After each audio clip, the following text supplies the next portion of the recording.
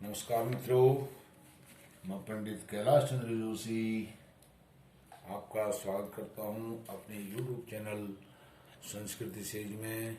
मित्रों, आज मैं आपके साथ बरूथनी एकादशी महात्म्य पर चर्चा करूंगा।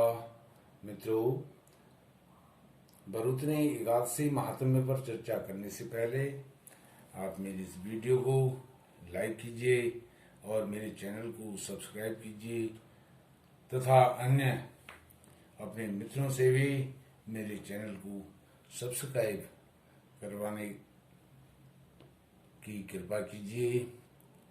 मित्रों, बरूथनी एकादशी का महात्म्य इस प्रकार से है। धर्मराज युधिष्ठिर बोले, हे भगवान, वैशाख मास के कृष्ण पक्ष की एकादशी का नाम तथा उसकी विधि क्या है और उससे कौन से फल की प्राप्ति होती है, सो कृपा करके मुझे बताइए। तब श्री कृष्ण भगवान बोले, हे धर्मराज युधिष्ठिर, वैशाख मास के कृष्ण पक्ष की एकादशी का नाम बरूथनी एकादशी है। यह सौभाग्य को देने वाली है। इसके व्रत से मनुष्य के समस्त पाप, कष्ट, क्लेश, दुख, दरिद्रता, दुर्भाग्य नष्ट हो जाते हैं और अंत में सुख, शांति, ऐश्वर्य, वैभव, यश, प्रतिष्ठा प्राप्त होती है। यदि इस व्रत को एक अभागिन स्त्री करती है तो उसे सौभाग्य और संतान की प्राप्ति होती है।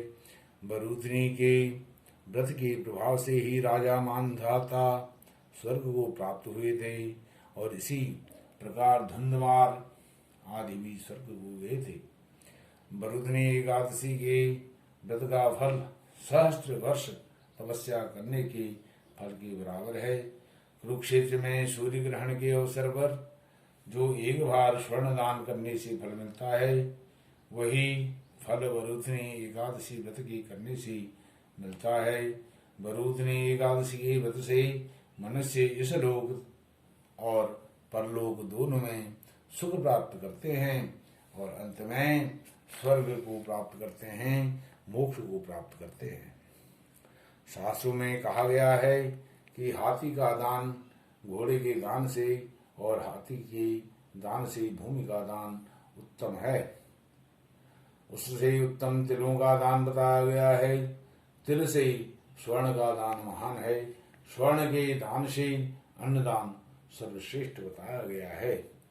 संसार में अन्नदान के बराबर कोई भी दान नहीं है। अन्नदान से पितृ, देवता, मनुष्य आदि सब तृप्त होते हैं।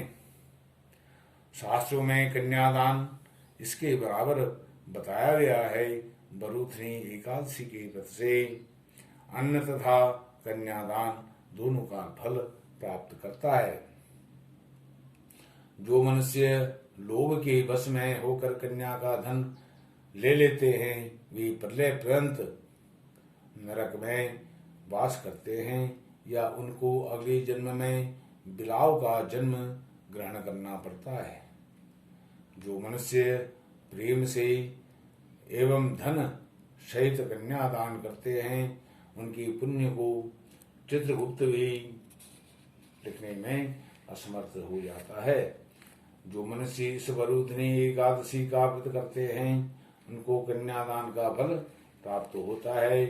बरूथनी एकादशी का व्रत करने वालों को दशमी के दिन से ही कुछ बातों का ध्यान रख करके उन्हें त्याग देना चाहिए। जैसे कांसे के बर्तनों में भोजन नहीं करना चाहिए, मांस का भक्षण नहीं करना चाहिए, मसूर की दाल नहीं खानी चाहिए, चना कोदो की सब्जी नहीं खानी चाहिए, साग, मधु नहीं खाना चाहिए, दूसरों का अन्न भी ग्रहण नहीं करना चाहिए, दूसरी बार भोजन भी नहीं करना चाहिए, स्त्री संग या अन्य किसी के साथ मैथुन क्रिया आदि नहीं करनी चाहिए।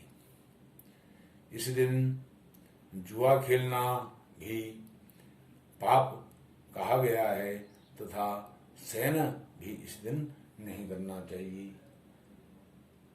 इस दिन पान खाना, दातून करना, दूसरे की निंदा करना तथा चुगली करना और पापियों के साथ बातचीत करना भी मनुष्य के लिए पापजनक है।